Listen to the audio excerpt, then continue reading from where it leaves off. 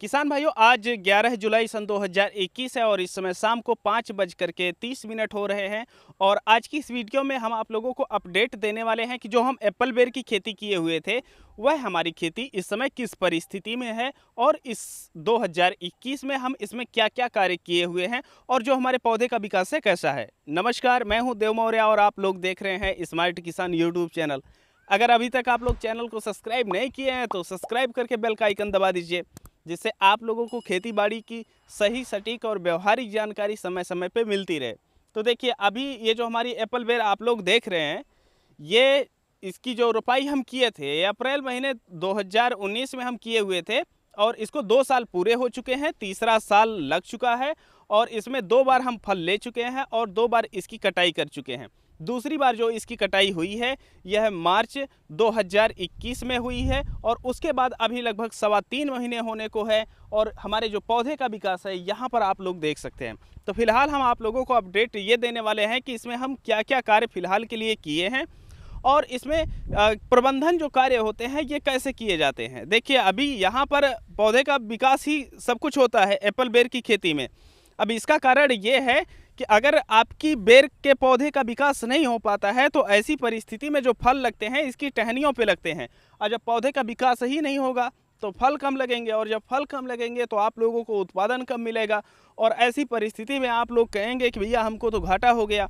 तो 3.5 महीने या 3.25 महीने जो भी आप कह लीजिए, मार्च के अंत में इसकी कटाई हुई थी और अभी 11 जुलाई है, तो जो भी हुआ है यही हुआ है समय। और इतने में हमारे जो पौधे हैं उनका विकास आप लोग इस तरीके से देख रहे हैं। तो 2021 में इसकी कटाई के बाद जो कार्य हुए हैं वो ये है कि जब भी हम अपने एप्पल बेर की कटाई करते हैं तो उस दौरान हम यहाँ पर एक फसल लेते हैं, और जो फसल आप ले सकते हैं इसमें वह लतेदार कोई भी फसल ले सकते हैं। वह फसलें जो लंबाई में 2 फीट या 2.5 फीट से नीचे ही रहती हैं, क्योंकि अगर उसका विकास ज़्यादा हो जाएगा तो जो आपकी एप्पल बेर है यह सही से विकास नहीं कर पाएगी। इस वजह से कोशिश ये की जाती है कि जब आपके एप्पल बेर की कटाई हो जाती है, तो जब इसकी कटाई होती है तब जायद के मौसम की शुरुआत होती है, वही फरवरी और मार्च के महीने में।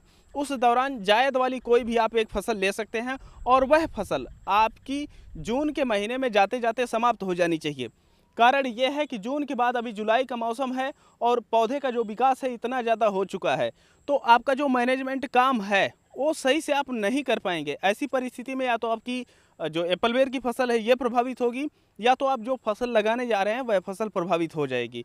तो एक फसल आप ले लिए हैं और उसके बाद ये कर सकते हैं। तो फिलहाल अब की बार 2021 में हुआ ये कि लॉकडाउन फिर लग गया और जो तरबूज की हमारी फसल थी वह काफ़ी हम लेट बुआई किए थे। अप्रैल में लगभग मध्य अप्रैल के बाद ही हमारी तरबूज की बुआई हुई थी और इसका कारण ये था कि खेती बाड़ी के काफ़ी काम थे, इस वजह से इस काम को हम काफ़ी लेट कर पाए थे। तो फिलहाल लॉकडाउन भी लग गया था, इस वजह से तरबूज पे अब की बार हम ज़्यादा फोकस भी नहीं किए थे।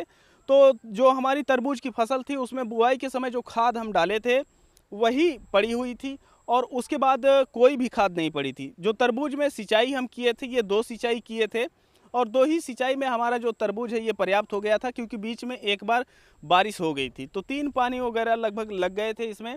और उसके बाद हम कुछ सिंचाई नहीं किए। जो तरबूज हमारा हुआ कुछ हम बेचे और कुछ गांव वालों को बोल दिए, जो लेबर थी उनके ले जा कर के खा डालिए।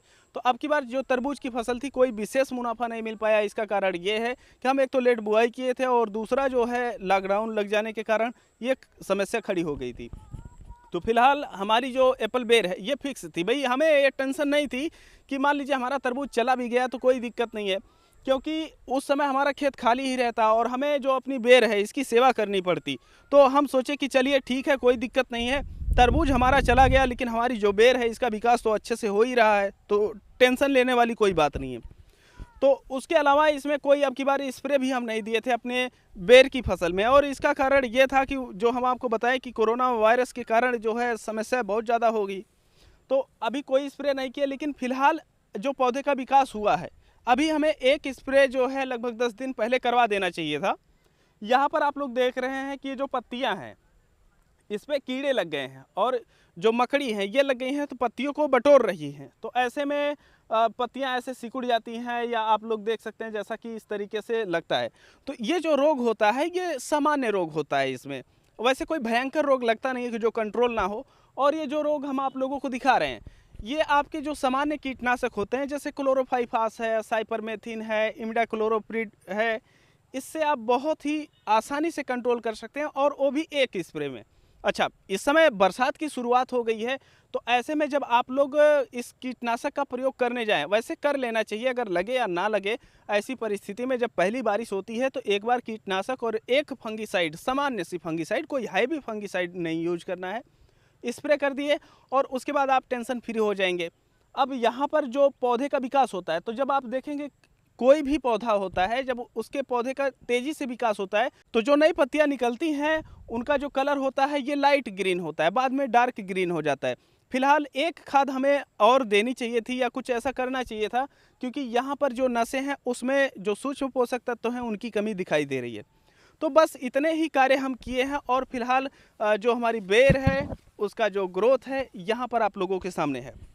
जो बेर की खेती होती है ये पहले साल ज़्यादा मेहनत लगता है और उसके बाद ज़्यादा मेहनत नहीं लगती है, जैसा कि आप लोग देख ही रहे हैं। कुछ विशेष कार्य नहीं किए गए हैं।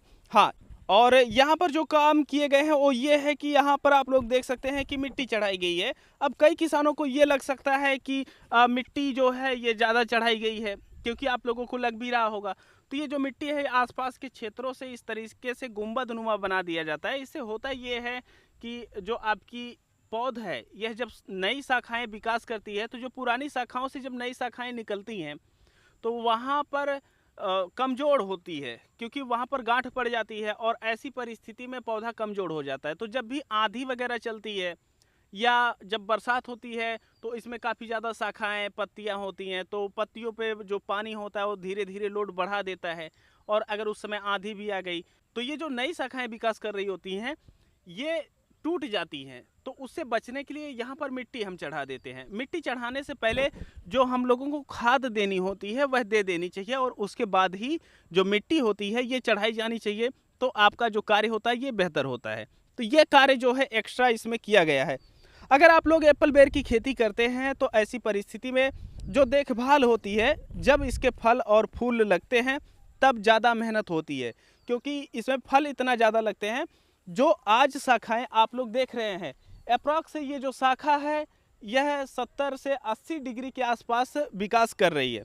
तो जब इसमें फल लगते हैं तो आप लोग देखेंगे कि ये जो शाखाएं हैं जो कि 70-80 डिग्री पर विकास कर रही हैं ये एकदम ज़मीन पकड़ लेती हैं। तो वहाँ उसके लिए जो बांस है ये लगा करके लोड उस पर रखा जाता है, जिससे जो शाखाएं हैं ये टूटती नहीं है और आपके फल सुरक्षित रहते हैं। और उसी समय जो है आप लोगों को नेट वगैरह लगाना होता है चिड़िया से बचाव करने के लिए, और जो भी एक आध दो आप लोगों को टॉनिक या खाद देनी होती है उसी समय देनी होती है। इसमें 2 सिंचाई हम गर्मी के समय में किए थे और उसके बाद जो बारिश हुई, अब की बार जो बारिश हुई, देखिए अभी क्या था कि पहले तकैत आया और फिर यास आया, तो ऐसे में जो दो चक्रवात आए थे, ऐसी परिस्थिति में हमारे यहाँ काफ़ी बारिश हो गई थी, तो हमें तीसरा पानी लगाने की ज़रूरत भी नहीं पड़ी थी और जो हमारी फसल थी इस परिस्थिति में आ गई है। अभी फ़िलहाल जो मानसून है ये आ गया है, तो अब जो है सिंचाई की आवश्यकता नहीं पड़ेगी जब तक मानसून ये चला नहीं जाता, और मानसून जाएगा सितंबर में, उसके बाद ही कुछ करना रहेगा। अब फिलहाल यहाँ पर घास हो गई है, तो उस घास के लिए देखिए या तो यहाँ पर हम गुड़ाई करवाएंगे या जो हर्बिसाइड होती है उसका उपयोग करने वाले हैं। तो फिलहाल ये स्थितियां हैं, आप लोग ऐसा देख सकते हैं। तो ऐसे आप लोग अपनी एप्पल बेर की जो फसल होती है उसमें कर सकते हैं। यही अपडेट था। देखिए हमारी हमेशा से कोशिश ये होती है कि जो भी किसान भाई होते हैं उन्हें जो वास्तविक जानकारियाँ होती हैं और वह कार्य जो रिजल्ट आप लोगों को देते हैं वही बताया जाए, नहीं तो आप उस कार्य को करते हैं और कोई रिजल्ट नहीं मिलता है। और यहाँ पर हम जैसा कि आप लोगों को दिखाए हैं, काफ़ी किसान भाई आए थे यहाँ पर, विजिट भी किए थे, देखे थे कि क्या परिस्थितियाँ हैं। अभी वह किसान भाई भी देख के आसानी से अंदाज़ा लगा सकते हैं कि जब हम गए थे यहाँ पर बेर की तुड़ाई हो रही थी और काफ़ी किसान भाई थे, जब इसकी कटिंग हो गई थी तब आए हुए थे। तो अब देख सकते हैं कि 3, सवा 3 या 3.5 महीने के अंदर जो पौधे का विकास है यह किस तरीके से हुआ है। और एक चीज़ हम आप लोगों से ये कहना चाहेंगे कि जब भी आप कोई भी नई खेती करने जाते हैं तो ऐसी परिस्थिति में सबसे पहले अपने क्षेत्र में पता कीजिए क्या वह बिकती है, अगर बिकती है तो किस रेट में बिकती है और कितनी मात्रा में बिकती है। अगर आप लोग उसको कर रहे हैं तो कितने क्षेत्रफल में करना चाहिए कि वह सफल हो जाए। तो यह सारे प्रश्नों को आप खुद से पूछिए और उसके बाद ही कुछ करने का निर्णय लीजिए। ऐसा नहीं है कि आप ऑनलाइन देख लिए कि अच्छा इस फसल में मुनाफा ज़्यादा है, मेहनत कम है, आप कर लिए, तो ऐसे में आप लोग बर्बाद हो जाएंगे। सबसे पहले आप अपने नज़दीकी मार्केट में जाएं और पता करें कि जिसकी खेती आप लोग करने जा रहे हैं उसकी क्या परिस्थिति है और उसके बाद ही करने का निर्णय लें। हम हमेशा से ये कहते हैं कि चाहे वह सोने और चांदी की ही खेती क्यों ना हो, अगर आपके क्षेत्र में नहीं बिकती है, मुनाफा नहीं दे सकती है, तो ऐसी परिस्थिति में आप लोगों को करने की कोई ज़रूरत नहीं है। तो ये वीडियो रही इसके अपडेट को लेकर के। इस वीडियो को हम सब यहीं पर समाप्त करते हैं और मिलते हैं आप लोगों से एक नई वीडियो में। हाँ, अगर आप लोगों का कोई भी प्रश्न है तो उसे आप लोग कमेंट सेक्शन में छोड़ सकते हैं, हम उनका जवाब देने की पूरी कोशिश करेंगे। चलते हैं। जय जवान, जय किसान।